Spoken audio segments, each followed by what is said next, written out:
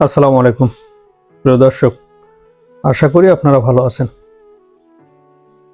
নবম pay scale নিয়ে আজকের পর্যন্ত যে জটিলতা সৃষ্টি হয়েছে, এটা বড় একটা দায়ভার নিতে হবে অন্তর্বর্তী সরকারকে।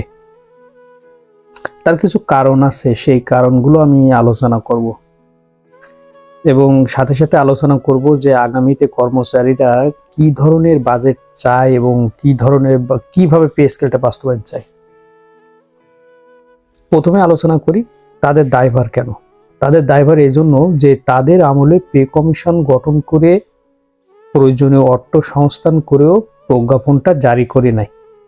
এর সাথে সংশ্লিষ্ট অনেক বিষয় জড়িত, সে বিষয়গুলো আলোকপাত করছি না। এই সমগ্র বিষয়ের জন্য তাদেরকে আজকের এই যে তালবাহানা বা বিভিন্ন তথ্যপত্র চলে আসতেছে, বা এক ধাপে না দুই ধাপে, দুই ধাপে না তিন ধাপে, এরকম যে তথ্যগুলো চলে আসতেছে, তার জন্য এই কথাটা বলা।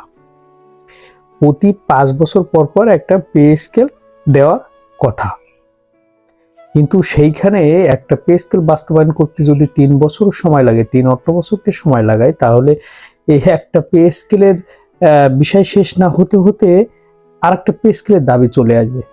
এটা আসলে খুবই খারাপ দেশ, জাতি এবং মানুষের জন্য, বিশেষ করে কর্মচারীদের জন্য। আজকে পে স্কেলের জন্য সরকারি কর্মচারী কর্মকর্তারা কেন এত উদ্বিগ্ন, বা কেন তারা এই তাদের দাবি আদায়ের জন্য সভা সমাবেশ, মিছিল, মিটিং বা বিভিন্ন স্মারকলিপি পাঠানো সহ বিভিন্ন আলাপ আলোচনা করে যাচ্ছেন? তার একটা কারণ হলো দীর্ঘ প্রায় 1 যুগ পে স্কেলের কোনো দেখা নাই, কিন্তু প্রতিটা প্রোডাক্টের অর্থাৎ প্রতিটা পণ্যের যে পরিমাণ দাম বৃদ্ধি পেয়েছে 15 সালের পরের থেকে, ওই পণ্যের বাজারের দামের সাথে বর্তমান একজন রাষ্ট্রীয় কর্মচারীর যে বেতন কাঠামো, তাতে সামঞ্জস্য করা বা খাপ খাওয়ানো খুবই কষ্টকর। যে কারণে পে স্কেলের দাবিটা প্রকট। তাছাড়া অষ্টম পে স্কেলে কর্মকর্তা এবং কর্মচারীদের ভিতরে যে একটা বিরাট বেতন বৈষম্য তৈরি করে রাখা, এই বেতন বৈষম্যের কারণে তারা যে কর্মচারীরা যে তাদের ন্যায্য দাবি থেকে ন্যায্য দাবি থেকে দূরে বা অধিকার থেকে বঞ্চিত, যৌক্তিক দাবিগুলো, ন্যায্য অধিকার থেকে তারা যে বঞ্চিত, এটা কিন্তু দীর্ঘদিন যাবত।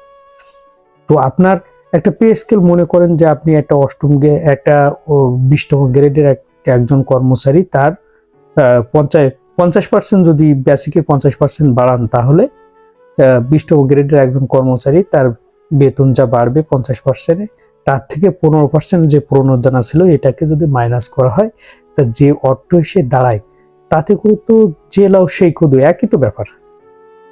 কারণ অলরেডি তেলের সামান্য দাম বৃদ্ধিতে যে পরিমাণ আপনার দ্রব্যমূল্য ঊর্ধ্বগতি, বাস ভাড়া থেকে শুরু করে প্রতিটা প্রোডাক্টে যে পরিমাণ দাম নির্ধারণ হচ্ছে, এতে করে এই বাজার সামাল দেওয়া এবং এই পে স্কেলের এই তালবাহানাকে সমর্থন করে না।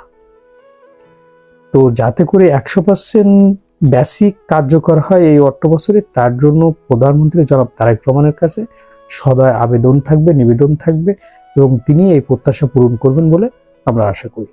প্রিয় দর্শক, ভালো থাকবেন। আমাদের ভিডিওটি ভালো লাগলে অবশ্যই সাবস্ক্রাইব করবেন।